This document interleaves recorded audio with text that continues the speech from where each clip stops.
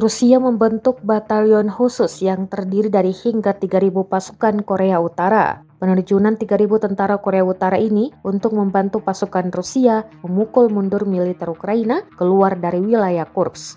Korea Utara akan menjadi bagian dari batalion khusus Buryat yang diorganisasikan dalam Brigade Serangan Udara Terpisah ke-11 Angkatan Bersenjata Rusia. Putin melakukan segala kemungkinan untuk menunda dan menghindari keputusan untuk melakukan gelombang mobilisasi besar-besaran baru di wilayah Federasi Rusia, kata sumber dari intelijen militer Ukraina. Batalion tersebut diperkirakan mencakup hingga 3.000 tentara Korea Utara dan saat ini sedang dipasok dengan senjata ringan dan amunisi. Dalam laporannya, batalion tersebut mungkin ditempatkan di dekat Sudza dan Kursk dekat perbatasan Ukraina.